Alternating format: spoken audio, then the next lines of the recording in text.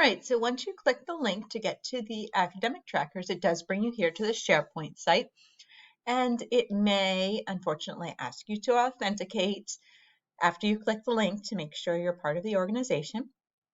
So as you come in here, you can see that there are some that say 6 to 8 and some that say 9 to 12. So make sure that you select the correct tracker that you're looking for based on your grade level. You'll also notice that there are some other names under modified by. You do not want to see your name under modified by, and I'll show you how to avoid that. I always go to the newer to older. And there's also this little symbol right here. These little symbols show you that they are newly uploaded. So these were uploaded just 6 hours ago. This is the 9 to 12, and this is the 6 to 8. The first step in either of them is to make sure that you select the 3 dots and download. You're going to download a local copy. You can see it downloading right now. It can take just a minute to open because it is a larger file, and it will open in Excel. I'm going to go ahead and drag it over here. Now, once you open it up, you may see this yellow bar here that says Enable Content. Go ahead and enable the content. You'll notice that on the left tab here, this is a help section. This is really helpful. It gives you all the information about slicers and turning off slicers, how to look at the course passing rates and how they're determined, the logins, and all of that. So that's all right here for you to refer to. It also gives you information about how to look at student data specifically, and you can also look at a primary teacher. So it shows you that information as well. So this is all included in that spreadsheet every week, or twice a week technically. When you go to download, you'll be able to see that. Now the graphs is where you may want to look to see a lot of information. So on the graphs section, you'll see all of the teachers in that grade band, and you will be able to scroll up and down to see them here on the sidebar. You can also see the students over here, which are blurred for student privacy.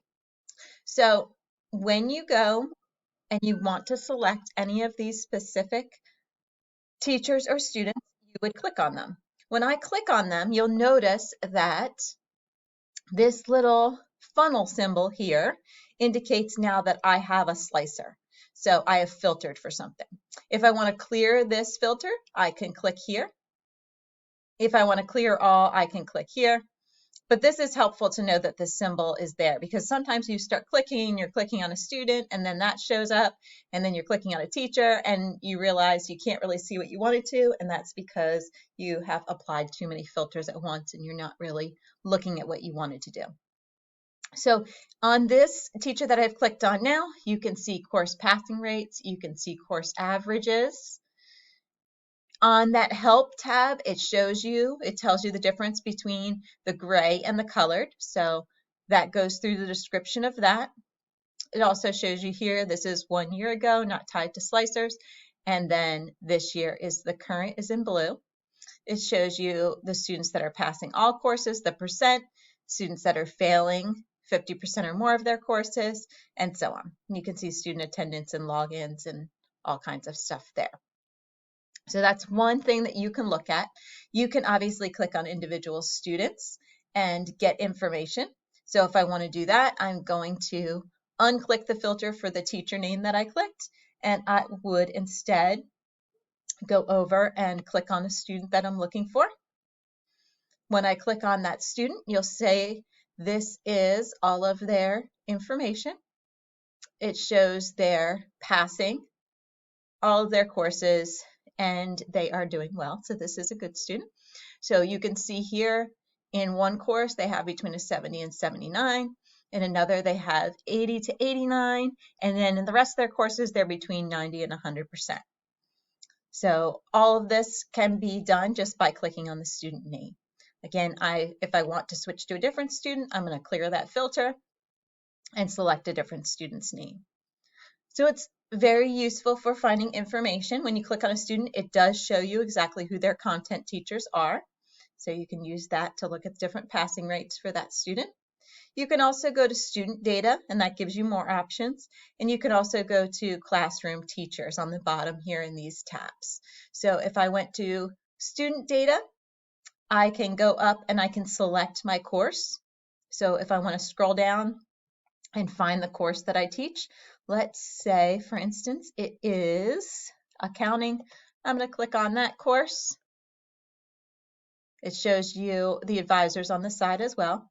And once I click on that, I can see all of the different students that are in this course. I can see their current course average. I can see how many courses they are taking, how many they're failing. I could scroll across and see all of this other information about their engagement and so on.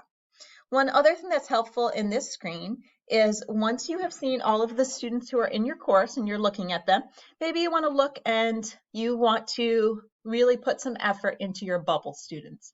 So it's getting towards the end of the semester, getting towards the end of the quarter, and you really want to focus on those students that are really close to passing. I can go up here and I can, once I've filtered, I've still filtered for course, I can now filter for those students that have between a 50 and a 59. Once I click on that, I can see here's one student I should focus in on. This student has a 53.3, so what could I do to bring them up to passing and so on. You could also focus in on students that are just barely passing and so on using these filters here. Again, if you want to do them and then change to something else, just remember to unclick that filter so that it goes back to all of the students in your course, and then you can reselect another filter if you wanted to. You can also simply filter by passing and failing. You can filter by the number of days that they logged in. So maybe I want to focus on, maybe I had a lot of students that were in my initial filter, and I wanted to look at them, and I'm looking at these students that have between 70 and 79. And then do I want them to have 5 or more days logged? I can click that. And that's going to help show you their engagement as well. So maybe you want to focus in on really engaged students who have between the 70 and 79%, and that's what's showing right now. That is just a general overview of how to use the tracker. There are, of course, more things you can do with it. You can get as fancy as you want with it. The big keys here, again, are looking for the symbol when you have made filters and unclicking them when you're ready to filter for something else or look at a different student or a different course. Make sure that you unfilter them so that then you're able to see everyone. And then, of course, the other thing that is really helpful is if you do click on this nice red tab here at the bottom, it does go through all of that for you again. It shows you how to multi-select, how to clear those slicers. And then it also shows you the different tabs and where you can find information on each of those tabs. If you have any questions, let me know. I'd be happy to look at it with you.